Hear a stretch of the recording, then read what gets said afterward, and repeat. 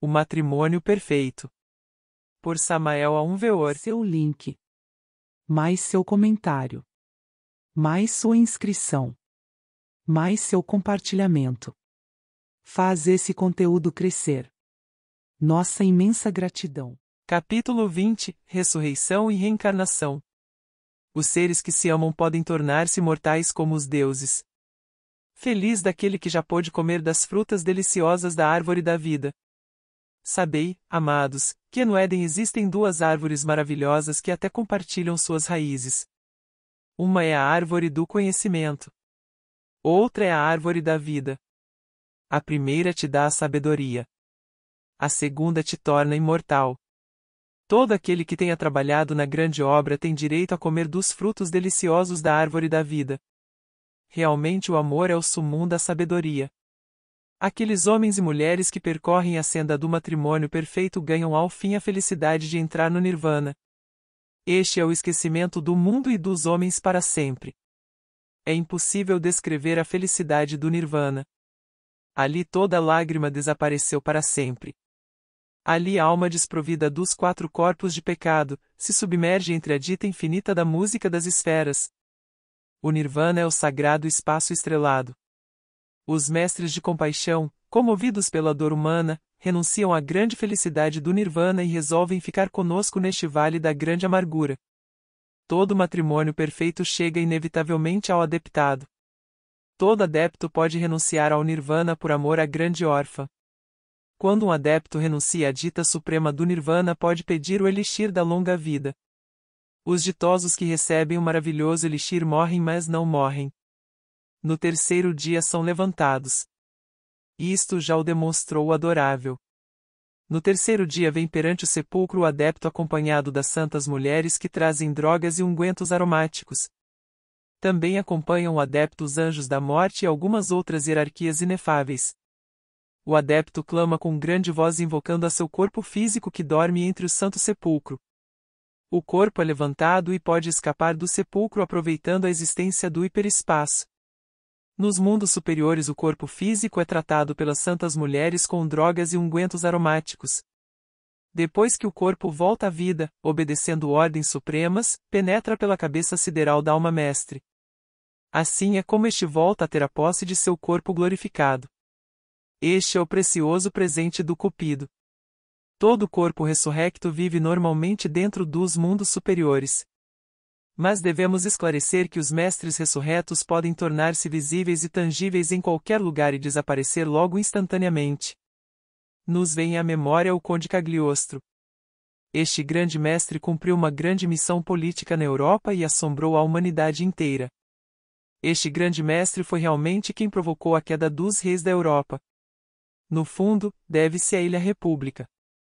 Tinha vivido durante a época de Jesus Cristo, foi amigo pessoal de Cleópatra, trabalhou para Catarina de Médicis. Conheceu-lhe durante vários séculos na Europa. Usou vários nomes tais como José Bálsamo, Conde Cagliostro, etc. Na Índia vive ainda o imortal Babaji, o Cristo Yogi da Índia. Este mestre foi o instrutor dos grandes mestres que viveram na noite aterradora dos séculos. No entanto, este sublime ancião parece um jovem de 25 anos. Recordamos o Conde Zanoni, jovem apesar dos milhares de anos. Desafortunadamente este sábio caldeu fracassou totalmente porque se apaixonou por uma artista de Nápoles. Cometeu o erro de unir-se a ela e derramar o vaso de Hermes. O resultado foi horrível. Zanoni morreu na guilhotina durante a Revolução Francesa.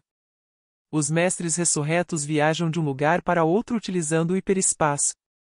Este pode ser demonstrado pela hipergeometria. A astrofísica descobrirá logo a existência do hiperespaço. Algumas vezes os mestres ressurretos, depois de cumprir alguma missão em algum país, se dão ao luxo de passar por mortos. No terceiro dia repetem sua ressurreição e vão para outro país para trabalhar com nome diferente. Assim, Cagliostro, 2 anos depois de morto, se apresentou em outras cidades usando nome diferente para continuar seu trabalho. O matrimônio perfeito nos transforma em deuses. Grande é a dita do amor. Realmente somente o amor nos confere a imortalidade. Bendito seja o amor. Benditos sejam os seres que se adoram. Ressurreição e reencarnação. Muitos estudantes de ocultismo confundem a ressurreição com a reencarnação. Os evangelhos foram sempre muito mal interpretados pelos estudantes ocultistas. Há vários tipos de ressurreição, como há vários tipos de reencarnação. E isto é o que vamos esclarecer neste capítulo. Todo verdadeiro adepto tem um corpo de paraíso. Este corpo é de carne e osso. Mas, esta é carne que não vem de Adão. O corpo de paraíso é elaborado com os melhores átomos do organismo físico. Muitos adeptos ressuscitam com este corpo de paraíso nos mundos superiores depois da morte. Com este corpo de paraíso, estes mestres ressurrectos podem visitar o mundo físico e tornarem-se visíveis e tangíveis à vontade. Este é um tipo de ressurreição inefável. Mas, afirmamos que a ressurreição com o corpo mortal de Adão é ainda mais dolorosa pelo retorno a este vale de amarguras, e por isso mais gloriosa. Todos os adeptos do caminho secreto que constituem a muralha guardiã ressuscitaram com o corpo de Adão. Existem também as ressurreições iniciáticas. A terceira iniciação de fogo significa uma ressurreição no mundo astral. Todo aquele que passa pela terceira iniciação do fogo, deve viver no mundo astral o drama do Cristo, vida, paixão, morte e ressurreição. Personalidade. A personalidade é tempo. A personalidade vive em seu tempo e não se reencarna. Depois da morte, a personalidade vai também para o sepulcro. Para a personalidade não existe nenhum amanhã. A personalidade vive no cemitério, perambula pelo cemitério ou submerge em sua sepultura. Ela não é corpo astral nem o duplo etérico. Ela não é a alma. Ela é tempo. Ela é energética e vai se desintegrando muito lentamente. Jamais a personalidade pode reencarnar-se. Ela não se reencarna nunca. Não existe nenhum amanhã para a personalidade humana. O ego. O que continua, aquele que reencarna, não é tampouco a alma, porque o ser humano ainda não tem alma. Realmente o que reencarna é o ego, o eu, o princípio reencarnante. O fantasma do morto, a recordação, a memória, o erro que se perpetua. Tempo de vida. A unidade de vida em qualquer criatura viva equivale a cada batida do seu coração. Tudo que vive tem um período de tempo definido. A vida de um planeta é de 2 bilhões e 700 milhões de batidas. Essa mesma quantidade corresponde à formiga, ao verme, à águia, ao micróbio, ao homem e em geral a todas as criaturas. O tempo de vida de cada mundo e de cada criatura é proporcionalmente o mesmo. É claro que a batida de um mundo se realiza a cada 27 mil anos, mas os corações dos insetos batem mais rápido. Um inseto que só vive uma tarde de verão teve em seu coração a mesma quantidade de batidas de um planeta, só que essas batidas foram mais rápidas. O tempo não é uma linha reta, como acreditam os ignorantes ilustrados. O tempo é uma curva fechada. Eternidade é outra coisa. A eternidade nada tem a ver com o tempo, e aquilo que está além da eternidade e do tempo somente o conhecem os grandes adeptos iluminados, os mestres da humanidade. Existem 3 dimensões conhecidas e 3 dimensões desconhecidas. Total, 6 dimensões fundamentais. As 3 dimensões conhecidas são comprimento, largura e espessura. As 3 dimensões desconhecidas são tempo, eternidade e aquilo que está além do tempo e da eternidade. Esta é a espiral de 6 curvas.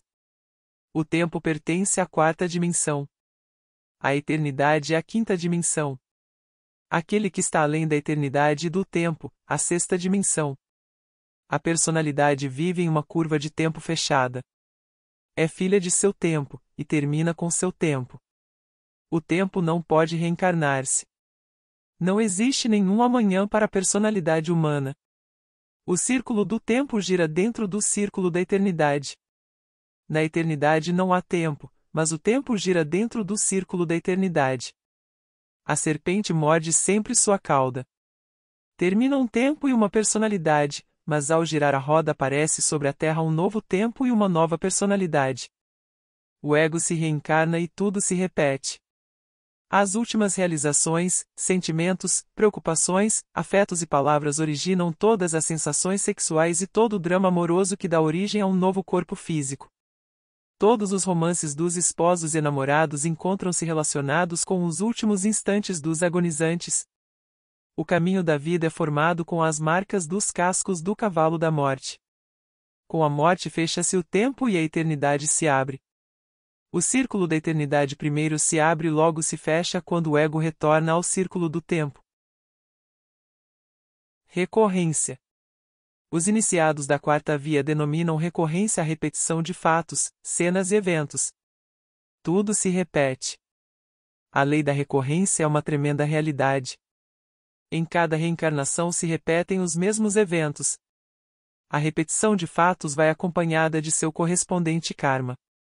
Esta é a lei que ajusta os efeitos às causas que os originaram.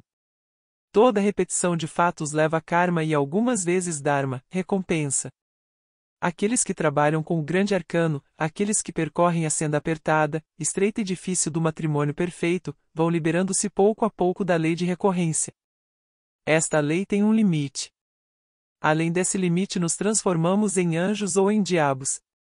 Com a magia sexual branca nos transformamos em anjos. Com a magia sexual negra nos transformamos em diabos. A questão da personalidade. Isto da questão da personalidade, filha de seu tempo e que morre em seu tempo, merece nossa atenção. Realmente a todas as luzes claro que, se a personalidade se reencarnasse, reencarnaria o tempo e isto é absurdo, porque o tempo é uma curva fechada. Um homem romano reencarnado com sua personalidade humana em uma cidade como Paris, seria algo insuportável. Tratariam-lhe como um delinquente e lhe meteriam no cárcere. Seus costumes romanos estariam de fato fora do tempo, seriam extemporâneos, o que reencarna é, pois, o ego, não a personalidade. Retorno ou reencarnação do ego são exatamente o mesmo neste caso. Não vemos a necessidade de mudar a palavra reencarnação por retorno quando se estuda a fundo a questão da personalidade. No fundo tudo é o mesmo. Retornos do ego.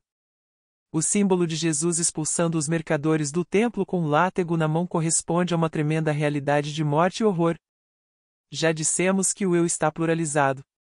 O eu, o ego, é legião de diabos. A muitos leitores não lhes agradará esta afirmação, mas é a verdade e esta, temos que dizê-la apesar de não gostarmos. Durante o trabalho com o demônio, durante o trabalho de dissolução do ego, partes do eu, entidades sub-humanas, entidades que possuem parte de nossa consciência e de nossa vida, são eliminadas, arrojadas fora de nosso templo interior. Algumas vezes estas entidades se reencarnam em corpos animais. Quantas vezes teria acontecido que nos jardins zoológicos nós encontramos com formas descartadas de nós mesmos vivendo em corpos animais? Há pessoas tão animalescas que se lhes tirasse tudo o que tem de animal realmente não ficaria nada. Esse tipo de pessoas são casos perdidos. A lei da recorrência terminou para essas pessoas. A lei da reencarnação terminou para elas. Este tipo de pessoa pode reencarnar em corpo de animais, ou entrar no abismo definitivamente. Ali vão se desintegrando lentamente. Vantagens da ressurreição. Quem renuncia ao nirvana por amor à humanidade pode conservar seu corpo físico durante milhões de anos. Sem a ressurreição, o adepto se veria na necessidade de estar mudando de corpo constantemente. Esta seria uma clara desvantagem. Com a ressurreição, o adepto não precisa mudar de corpo, pode conservar seu veículo durante milhões de anos. O corpo de um adepto ressurrecto se transforma totalmente. A alma colocada dentro do corpo transforma totalmente, o transforma em alma também, até ser o adepto todo alma. Um corpo ressurrecto tem assento básico nos mundos internos. Vive nos mundos internos e somente se torna visível no mundo físico por meio da vontade. Assim, o mestre ressurrecto pode aparecer ou desaparecer instantaneamente onde quiser. Ninguém pode apreendê-lo ou encarcerá-lo.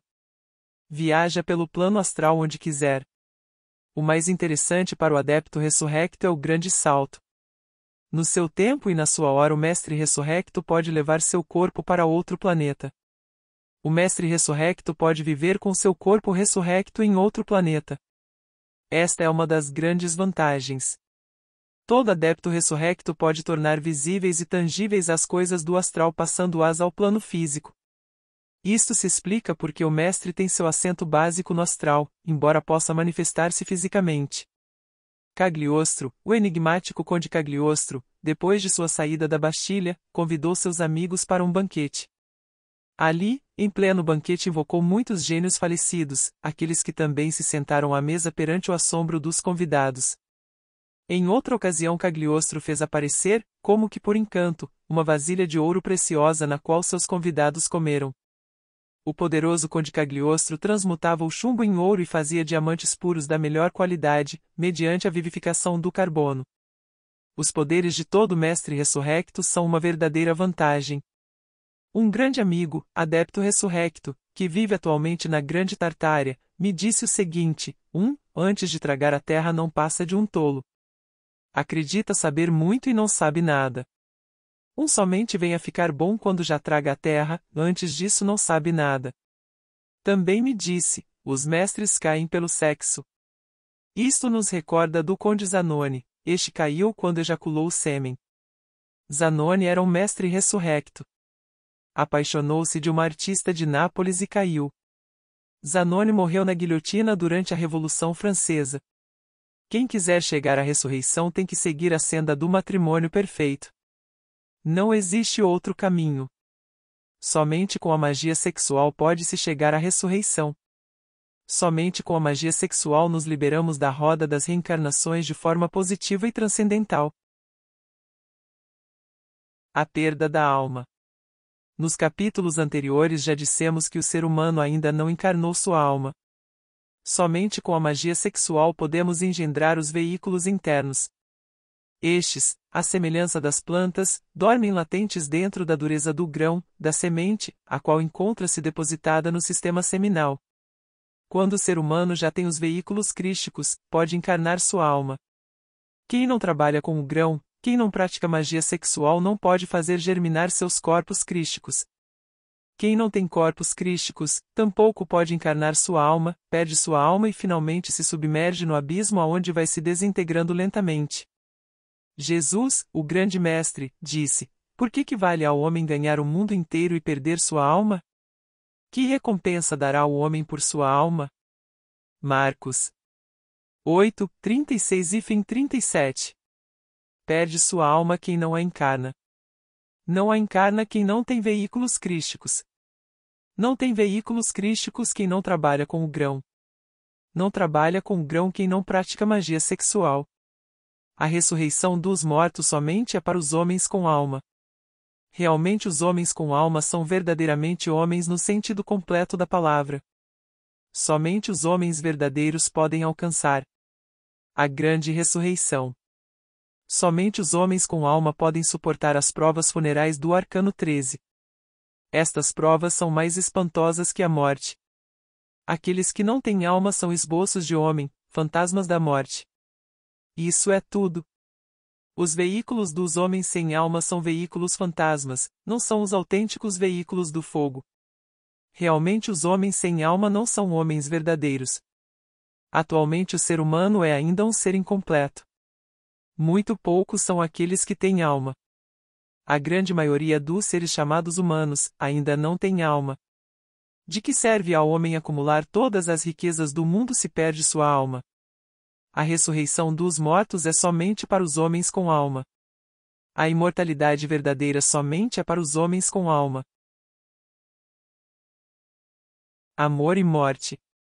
A muitos leitores lhes parece estranho que relacionemos o amor com a morte e a ressurreição. Na mitologia hindu, o amor e a morte são duas faces de uma mesma divindade. Shiva, o deus da força criadora sexual universal, é ao mesmo tempo o deus da morte violenta e da destruição. A mulher de Shiva tem também duas faces. Ela é Parvati e Kali por sua vez.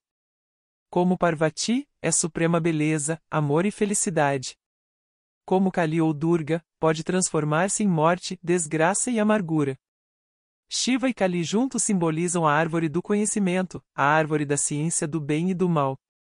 O amor e a morte são dois irmãos gêmeos que não se separam nunca. O caminho da vida é formado com as pegadas do cavalo da morte. O erro de muitos cultos e escolas consiste em ser unilaterais. Estudam a morte, mas não querem estudar o amor, quando na realidade estas são as duas faces da divindade. As diversas doutrinas do Oriente e Ocidente acreditam realmente conhecer o amor, quando na realidade não o conhecem. O amor é um fenômeno cósmico no qual toda a história da Terra e suas raças são simples acidentes. O amor é a força magnética misteriosa e oculta que o alquimista precisa para fabricar a pedra filosofal e o elixir da longa vida, sem o qual a ressurreição é impossível. O amor é uma força que o eu jamais pode se subordinar porque Satã jamais pode subjugar a Deus. Os ignorantes ilustrados estão errados sobre a origem do amor. Os nécios se equivocam sobre seu resultado. É estúpido supor que o único objetivo do amor seja a reprodução da espécie. Realmente o amor se desenrola e desenvolve em um plano muito diferente, que os amporcos do materialismo ignoram radicalmente. Somente uma força infinitamente pequena do amor serve para a perpetuação da espécie. O que se faz das demais forças? Aonde vai? Onde se desenvolve? Isto é o que ignoram os ignorantes ilustrados. O amor é energia e esta não pode perder-se. O excedente de energia tem outros usos e finalidades que as pessoas ignoram. A energia excedente do amor está intimamente relacionada com o pensamento, o sentimento e a vontade. Sem energia sexual não poderiam desenvolver-se essas capacidades. A energia criadora se transforma em beleza, pensamento, sentimento, harmonia, poesia, arte, sabedoria, etc. A suprema transformação da energia criadora dá como resultado o despertar da consciência e a morte e ressurreição do iniciado. Realmente, toda a atividade criadora da humanidade resulta da força maravilhosa do amor. O amor é a força maravilhosa que desperta os poderes místicos do homem. Sem o amor, a ressurreição dos mortos resulta impossível. É urgente abrir novamente os templos do amor para celebrar novamente as festas místicas do amor. Somente com os encantos do amor desperta a serpente de fogo. Se quisermos a ressurreição dos mortos, precisamos ser primeiro devorados pela serpente. Nada vale quem não foi tragado pela serpente. Se quisermos que o Verbo torne-se carne em nós, precisamos praticar a magia sexual intensamente. O Verbo está no sexo. O Lingam Yoni é a base de todo poder. Precisamos primeiro levantar a serpente sobre a vara e depois ser tragados pela serpente. Assim nos transformamos em serpentes. Na Índia, os adeptos são chamados Nagas, serpentes. Em Teotihuacan, México, existe o maravilhoso Templo das Serpentes. Somente as serpentes de fogo podem ressuscitar os mortos. Um habitante do mundo bidimensional com sua psicologia bidimensional acreditava que todos os fenômenos ocorridos em seu plano teriam ali sua causa e seu efeito, seu nascimento e sua morte. Os fenômenos semelhantes seriam para esses seres, idênticos. Todos os fenômenos que vieram da terceira dimensão seriam tomados por esses seres bidimensionais como fatos únicos de seu mundo bidimensional, não aceitariam que lhes falasse de uma terceira dimensão porque para eles somente existiria seu mundo no plano bidimensional. Mas, se estes seres planos resolvessem abandonar sua psicologia bidimensional para compreender a fundo as causas de todos os fenômenos de seu mundo, poderiam então sair dele e descobrir com assombro um grande mundo desconhecido. O mundo tridimensional. O mesmo acontece com a questão do amor. A pessoa somente acredita que o amor é para perpetuar a espécie. A pessoa somente acredita que o amor é vulgaridade, prazer carnal, desejo violento, satisfação, etc.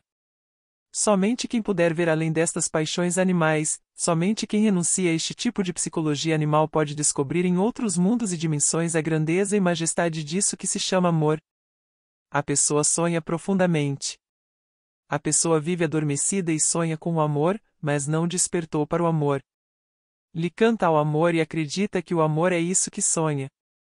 Quando o homem desperta para o amor, torna-se consciente do amor, reconhece que estava sonhando. Então e somente então descobre o verdadeiro significado do amor. Quando o homem desperta para o amor, torna-se consciente do amor, reconhece que estava sonhando. então e somente então descobre o verdadeiro significado do amor. Somente então descobre que é isso com que sonhava. Somente então vem a saber que é isso que se chama amor. Este despertar é semelhante àquele do homem que, estando no corpo astral fora de seu corpo físico, vem a ter quando despertar a consciência. As pessoas no astral andam sonhando. Quando alguém se dá conta de que está sonhando, quando diz, isto é um sonho, eu estou sonhando, eu estou em corpo astral, eu estou fora do meu corpo físico, o sonho desaparece como que por encanto e então o indivíduo fica desperto no mundo astral. Um mundo novo e maravilhoso aparece perante aquele que antes sonhava, sua consciência despertou. Agora pode conhecer todas as maravilhas da natureza. Assim também é o despertar do amor. Antes desse despertar sonhamos no amor. Tomamos estes sonhos por realidade, acreditamos que estamos amando, vivemos em um mundo de paixões, romances às vezes deliciosos, desilusões, juramentos em vão, desejos carnais, ciúmes, etc., etc., e acreditamos que isso é o amor. Estamos sonhando e o ignoramos. A ressurreição dos mortos é impossível sem o amor, porque o amor e a morte são duas faces de uma mesma deidade. É necessário despertar para o amor para conseguir a ressurreição. É urgente renunciar à nossa psicologia tridimensional e aos fatos grosseiros para descobrir o significado do amor na quarta, quinta e sexta dimensões. O amor vem das dimensões superiores. Quem não renuncia à sua psicologia tridimensional jamais descobrirá o verdadeiro significado do amor, porque o amor não tem origem no mundo tridimensional. O ser plano, se não renuncia à sua psicologia bidimensional, acreditaria que a única realidade do universo são as linhas, as mudanças de cor das linhas em um plano, etc. Um ser plano ignoraria que as linhas e a mudança de cor em certas linhas poderia ser o resultado do girar de uma roda de raios multicoloridos, talvez uma carruagem. O ser bidimensional ignoraria a existência de tal carruagem e com sua psicologia bidimensional não acreditaria em tal carruagem, somente acreditaria nas linhas e nas mudanças de cores vistas em seu mundo, sem saber que estes são unicamente efeitos de causas superiores. Assim são também aqueles que acreditam que o amor somente é deste mundo tridimensional e que somente aceitam os fatos grosseiros como o único significado verdadeiro do amor. Pessoas assim não podem descobrir o verdadeiro significado do amor. Pessoas assim não podem ser devoradas pela serpente de fogo. Pessoas assim não podem ressuscitar dos mortos. Todos os poetas, todos os enamorados cantaram o amor, mas nenhum sabe realmente o que é isso que se chama amor. As pessoas somente sonham com isso que se chama amor. As pessoas não despertaram para o amor.